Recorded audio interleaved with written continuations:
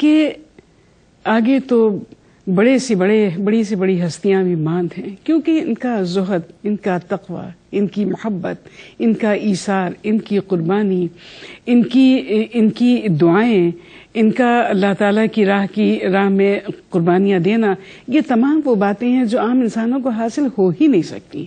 عام انسان تو ان کی گرد کو بھی نہیں پہنچ سکتے، جو ہماری امہات المومنین کا جو اسوہ ہے اس کی گرد کو بھی ہم نہیں پا سکتے۔ ہم اپنی امہات المومنین کا تذکرہ اسی سبب سے کرتے ہیں تاکہ ہماری زندگی اور ہماری اخرى، ہماری دنیا اور ہماری آخرت دونوں سنور جائے، کیونکہ یہ وہ تذکرے ہیں جن کے تذکروں سے ہم اپنے مشام جان کو معطر کرتے ہیں، اپنے ذہن و دل کو ہم ایمان کے نور سے منور کرتے ہیں، اور عمل کے لیے بہت ساری چیزیں ملتی ہیں، اور کہیں کوئی کوتاہی ہو جاتی ہے تو ان کا اسوہ اس میں ہماری مدد فرماتا ہے۔ اللہ تعالیٰ کی رحمتیں ہوں، اللہ تعالیٰ کی برکتیں ہوں ان پاک باز ہستیوں پر۔ آج میں جن ام المومنین کا تذکرہ کرنے جا رہی ہوں، یوں تو تمام امہات المومنین اتنی بڑی ہیں، ایسی اعلیٰ ہیں، ایسی عرفاں ہیں کہ کسی کے بارے میں یہ کہنا کہ وہ زیادہ وہ کم، یقیناً میری یہ مجال نہیں، نہ میری یہ ہستی، نہ میرا یہ مقام، نہ میری یہ مجال۔ ہر ام المومنین کے اندر کچھ ایسی صفات موجود ہیں جو ان کو اعلیٰ و عرفہ کرتی چلی جاتی ہیں۔ حضرت ام سلمہ رضی اللہ تعالی عنہا، آج ان ام المومنین کے ذکر کو انشاءاللہ تعالیٰ کرنے کی سعادت حاصل کرنے کی کوشش کی جائے گی۔ میں کوشش کا لفظ اس لیے کہہ رہی ہوں کہ یقیناً یہ وہ ہستیاں ہیں جن کے بارے میں جتنا بھی کہا جائے کم تر ہے، جتنا بھی کہا جائے بہت کم ہے، بہت کم تر ہے۔ نہ ہمارا علم، نہ ہماری بساط، نہ ہمارے الفاظ اس تک پہنچ سکتے ہیں جو ان محترم ہستیوں کی ذات کو پوری طور سے بیان کر سکیں۔ اس کے لیے تو زندگیاں چاہیے، اس کے لیے تو علم کے سمندر چاہیے، اور اس کے لیے تو میرے خیال سے کافی ایک زندگی نہیں، بے شمار زندگیاں چاہیے جو ان امہات المومنین کے بارے میں ان کی زندگی کسی ایک حصے کو مکمل طور پر بیان کر سکے۔ بہرحال میں کوشش یہ کروں گی کہ چیتا باتیں، خاص باتیں بیان کی جائیں۔ اگر ہم ان خاص باتوں پر ہی عمل کر لیں تو یقین سے یہ بات کہی جا سکتی ہے کہ ہم اپنی دنیاوی زندگی بھی اور اخروی زندگی بھی کامیاب کر لیں گے انشاءاللہ تعالی۔ حضرت ام سلمہ، نام تو آپ کا ہند تھا لیکن کنیت آپ کی ام سلمہ۔ آپ سمجھ گئے ہوں گے کنیت ام سلمہ، سلمہ آپ کے صاحبزادے کا نام، اور اسی سے آپ کی کنیت ام سلمہ پڑ گئی۔ آپ کے والد بہت بڑے تاجر، بہت مالدار، اور تجارت اور مالداری کے سبب سے آپ بے انتہا سخی بھی تھے، یعنی مال کو اپنے پاس رکھنے کا تو سوال ہی پیدا نہیں ہوتا۔ مال خداوند عز و جل نے ہمیں کیوں دیا ہے؟ ہمیں اس لیے دیا ہے تاکہ اس مال سے ہم دوسروں کی امداد کریں، دوسروں کی مدد کریں، اسی لیے ہوتا ہے۔ زکوٰۃ اسی لیے فرض کی گئی ہے، صدقہ و خیرات کی اسی لیے اہمیت ہے، اور غرباء اور مساکین کی دعائیں ہیں جن کے سبب سے اللہ تعالیٰ ہمیں مال دیتا ہے۔ تو حضرت ام سلمہ کے والد بہت سخی اور بہت مالدار تھے، اور اس سخاوت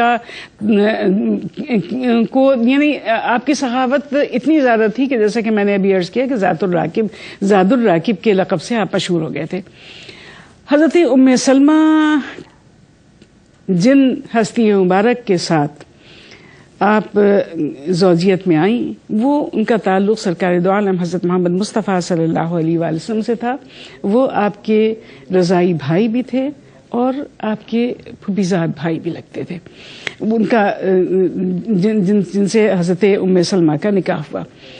جس طرح حضرت ام سلمہ کا نام ہند تھا لیکن لقب ام سلمہ پڑ گیا، اسی طرح حضرت ام سلمہ کے شوہر کا نام تو عبداللہ تھا، مگر ان کی کنیت بھی ابو سلمہ پڑ گئی، اور یہ ام سلمہ ابو سلمہ کے لقب سے یہ دونوں کنیت سے پکارے جاتے تھے۔ حضرت ام سلمہ اور ان کے شوہر حضرت ابو سلمہ قدیم الاسلام ہیں، قدیم الاسلام ہیں، یعنی اعلان نبوت کے فوراً بعد جو لوگ دائرہ اسلام میں شامل ہوئے ہیں اس میں یہ دونوں حضرات موجود ہیں۔ جس وقت صرف 10 افراد نے اسلام قبول کیا، اس میں آپ دونوں ہیں، حضرت ام سلمہ بھی ہیں اور آپ کے شوہر ابو سلمہ بھی ہیں، قدیم الاسلام ہیں۔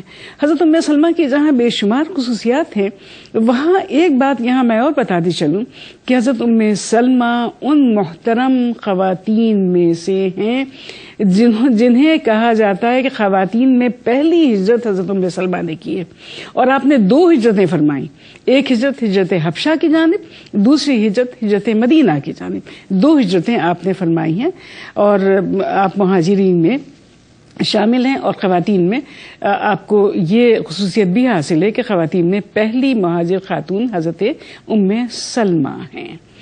اور جیسا کہ میں نے عرض کیا، بالکل ابتدائی دنوں میں دولت ایمان سے سرفراز ہوئے آپ لوگ، قدیم الاسلام ہیں، عشاق اسلام ہیں، سرکار دو عالم حضرت محمد مصطفیٰ صلی اللہ علیہ وآلہ وسلم پر اپنی جان، اپنا مال، اپنی ہر چیز قربان کرنے کے لیے بیتاب ہیں۔ دیکھیے، قربان کرنے کے لیے تیار نہیں بلکہ بیتاب ہیں، کس طرح سرکار کی خدمت کی جائے، کس طرح آپ صلی اللہ علیہ وسلم کو خوش کیا جائے، کس طرح آپ صلی اللہ علیہ وآلہ وسلم کی خدمت کی جائے جس سے آپ خوش ہو جائیں۔ اس کے لیے یہ دونوں حضرات یعنی حضرت ام سلمہ اور حضرت ابو سلمہ ہر لمحہ کوشاں رہتے تھے۔ جیسا کہ میں نے عرض کیا کہ کفار کی ہر لمحہ یہ کوشش ہوتی تھی کہ کسی طرح مسلمانوں کو اذیتیں دی جائیں، اور اتنی اذیتیں مسلمانوں کو دی جائیں کہ مسلمان اسلام کو سے منحرف ہونے لگ جائیں۔ اس کا تو کوئی سوال ہی پیدا نہیں ہوا، مرض بڑھتا گیا، جوں دوا کی، جوں کفار کی کوششیں مسلمانوں کے خلاف بڑھتی جا رہی تھی، ویسے ویسے ایمان مضبوط ہوتا جا رہا تھا، اور اسی طرح لوگ دائرہ اسلام میں داخل ہوتے چلے جا رہے تھے۔ دائرہ اسلام میں داخل ہونا اس وقت اس بات کی دعوت دینا تھا کہ ہم سے ہر طرح کا مقاطعہ کر دیا جائے، یعنی مسلمانوں سے ہر طرح کے تعلقات کو توڑ دیا جائے، ہر طرح کی محبتوں کو نفرتوں میں بدل دیا جائے، اور ہر لمحہ اپنی جان کو ہتھیلی پر رکھ کر چلا جائے، اور اس بات کے لیے تیار رہا جائے کہ کس وقت کون سی تکلیف پہنچا دے گا۔ اسی طرح ان کے ساتھ بھی یہی ہوتا رہا کہ لوگوں نے تکلیف دینے میں کوئی کسر نہ اٹھا رکھی۔ حضرت ام سلمہ رضی اللہ تعالی عنہا نے جب حبشہ کی جانب ہجرت فرمائی، حبشہ سے جب وہاں یہ خبر ملی کہ مکہ کے لوگ مسلمان ہو گئے ہیں، تو آپ دوبارہ مکہ تشریف لے آئیں، مگر یہ محض کفار کی ایک چال تھی۔ اس کے بعد سرکار دو عالم حضرت محمد مصطفیٰ صلی اللہ علیہ وآلہ وسلم کو جب وحی الہی کے ذریعے اس بات کی جانب اشارہ دیا گیا کہ مدینہ منورہ کی جانب ہجرت کروائی جائے، تو آپ صلی اللہ علیہ وآلہ وسلم نے مدینہ کی ہجرت کا حکم فرمایا۔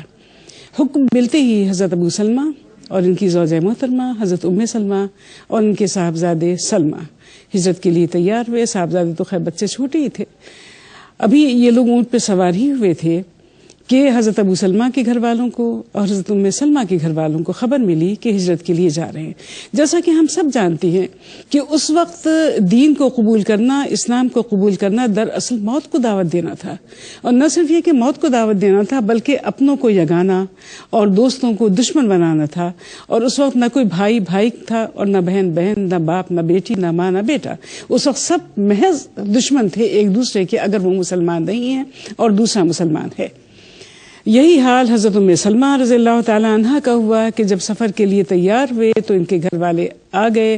حضرت ابو سلمہ کے گھر والوں نے حضرت ام سلمہ کے گھر والوں نے حضرت ام سلمہ کو جانے سے روک دیا، اور حضرت ابو سلمہ کے گھر والوں نے حضرت سلمہ کو چھین لیا۔ اس چھینا جھپٹی میں حضرت سلمہ کا ایک ہاتھ بھی جاتا رہا، ٹوٹ گیا، اتر گیا۔ اب دیکھیے، حضرت ابو سلمہ روانگی کے لیے چونکہ قصد کر لیا ہے، سرکار کا حکم آ چکا ہے، لہٰذا اس حکم سے اب نہیں لوٹ سکتے۔ حضرت ام سلمہ کو ان کے گھر والوں نے روک لیا ہے، اور ان کے بیٹے کو حضرت ابو سلمہ کے گھر والے لے گئے ہیں۔ اب ایک جانب حضرت ابو سلمہ ہیں جو مدینے کی جانب ہجرت فرما رہے ہیں، ایک جانب حضرت ام سلمہ ہیں جن کو ان کے گھر والوں نے زبردستی روک لیا ہے، اور ایک جانب آپ کے صاحبزادے سلمہ ہیں جن کو حضرت ابو سلمہ کے صاحبزادے ابو سلمہ کے گھر والے یہ کہہ کر لے گئے ہیں کہ اگر تم اپنی بیٹی کو رکھو گی تو ہم اپنے بیٹے کی اولاد کو تمہارے پاس نہیں رہنے دیں گے، یہ ہمارے پاس رہے گا۔ اب اسلام کی خاطر آپ دیکھیے کہ اسلام کی خاطر شوہر ایک جانب ہے، بیوی ایک جانب ہے، اور بیٹا ایک جانب ہے، یعنی ایک رشتہ شوہر، بیوی، بیٹے کا، لیکن یہ 3 مختلف جگہوں پر اب یہ لوگ ہیں۔ ظاہر ہے حضرت ام سلمہ ایک انتہائی اعلیٰ ترین درجے کی مومنہ ہیں، لیکن ایک ماں کا دل تو رکھتی ہیں. ایک بیوی کی محبت تو ہے، یعنی شوہر کی محبت ایک بیوی کے حیثیت سے ان کے دل میں ہے. گھبراتی بھی ہیں، پریشان بھی ہوتی ہیں، لیکن اللہ پر توکل ہے. اس مقام پر روز پہنچتی ہیں جس مقام سے حضرت ابو سلمہ روانہ ہوئے تھے. کئی دن اس طرح گزر جاتے ہیں. آپ ہی کے خاندان کا ایک شخص دیکھتا ہے کہ یہاں روز تشریف لاتی ہیں، بیٹھتی ہیں، غمزدہ ہوتی ہیں، چلی جاتی ہیں. اسے رحم آ جاتا ہے اور آ کر حضرت ام سلمہ کے گھر والوں سے کہتا ہے کہ تم نے ان کو کیوں روک رکھا ہے؟ ایک خاتون اگر اپنے خاوند کے پاس جانا چاہتی ہیں تو کیوں نہیں جانے دیتے؟ ام سلمہ کے گھر والوں کو رحم آ گیا، انہوں نے اجازت دے دی. جب انہوں نے حضرت ام سلمہ کو جانے کی اجازت دی تو حضرت ابو سلمہ کے گھر والے بھی حضرت سلمہ کو لے کر کے آ گئے. اب آپ دیکھیے، یہاں پر دیکھیے جو دیکھنے کی بات ہے اور جس کی وجہ سے حضرت ام سلمہ رضی اللہ تعالی عنہا کو کہا جاتا ہے کہ وہ پہلی مسلمان خاتون ہیں جنہوں نے تنہا ہجرت فرمائی ہے مدینے کی جانب. اس وقت شرفاء کی خواتین تنہا سفر نہیں کیا کرتی تھیں، بلکہ خواتین ہی تنہا سفر نہیں کیا کرتی تھیں، چاہے جائے کہ شرفاء کی خواتین تنہا سفر کرنے کا کوئی سوال ہی پیدا نہیں ہوتا تھا. لیکن باتیں کیا ہیں؟ باتیں دو ہیں. پہلی بات سرکار دو عالم حضرت محمد مصطفیٰ صلی اللہ علیہ وسلم کا حکم آ چکا. دوسری بات یہ کہ مدینے میں جا کر آرام سے اللہ کی عبادت بھی کی جائے گی، حکم نبوی بھی پورا ہوگا اور شوہر سے ملاقات بھی ہوگی اور ایمان کی زندگی، اسلام کی زندگی کھل کر گزاریں گے، کوئی رکاوٹ نہیں ہوگی. اب حضرت ام سلمہ نے ایک دقیقہ بھی فرق گزاشت نہ کیا اور اسی لمحے اونٹ کے اوپر سوار ہو گئی اور چلی. جب آپ چلی اونٹ پہ سوار ہو کر کے تو ایک شخص راستے میں ملا. وہ کلید بردار تھے خانہ کعبہ کے، حضرت عثمان. انہوں نے کہا کہ بی بی تمہارے ساتھ کون ہے؟ کہاں جا رہی ہو؟ آپ نے کہا کہ مدینے کا قصد ہے. فرمایا ساتھ کون ہے؟ ارشاد فرمایا کہ سوائے اللہ کی ذات کی اور اس بچے کے کوئی نہیں. انہوں نے کہا نہیں، میں تمہیں تنہا جانے نہیں دوں گا. اور اونٹ کی مہار پکڑی اور پیدل چلنا شروع ہو گئے. جس جگہ قیام آتا وہاں اترتی حضرت ام سلمہ اور وہ ایک جانب ہو جاتی ہے. حضرت ام سلمہ آرام فرماتی اور جب آپ آرام فرما چکی ہوتی ہیں دوبارہ اپنی سواری کے اوپر سوار ہو جاتی ہیں، پھر مہار پکڑتے اور چلے جاتے. حضرت ام سلمہ فرماتی ہیں کہ میں نے اپنی زندگی میں ایسا شریف النفس انسان نہیں دیکھا، ایسا شریف النفس انسان نہیں دیکھا. وادی قبا جب نظر آئی وہاں پہنچے اور کہا کہ یہیں تمہارا شوہر ہے، جاؤ اور ان سے ملاقات کرو، اور خود الٹے قدموں واپس مکہ تشریف لے آئے. یہ تو حضرت ام سلمہ کی زندگی کا ایک رخ ہے جو ایمان لانے کے بعد، دعوت ایمان سے فیضیاب ہونے کے بعد مدینہ منورہ تک کی ہجرت کا ہے. اب ہم حضرت ام سلمہ رضی اللہ تعالی عنہا کی زندگی کے دوسرے رخ کو دیکھتے ہیں جس میں حضرت ام سلمہ کو وہ تاج پہنایا گیا ہے جس سے بڑا کوئی تاج نہیں، جس سے بڑا کوئی شرف نہیں، جس سے بڑی کوئی بات نہیں. اور وہ تاج کیا ہے؟ وہ تاج سرکار دو عالم حضرت محمد مصطفیٰ صلی اللہ علیہ وآلہ وسلم کی زوجیت کا تاج ہے، ام المومنین کا تاج ہے. اور یہ تاج حضرت ام سلمہ کے سر پر بھی سج جاتا ہے. حضرت ام سلمہ رضی اللہ تعالی عنہا اور دیگر ازواج مطہرات، دیگر امہات المومنین ایسی بلند پایہ امہات المومنین ہیں کہ ان کی زندگیوں کے کسی ایک رخ کو بھی ہم صحیح طریقے سے بیان نہیں کر سکتے. اس وقت حضرت ام سلمہ کی زندگی کے بارے میں چند باتیں ہم نے جاننے کی، سمجھنے کی کوشش کی ہے.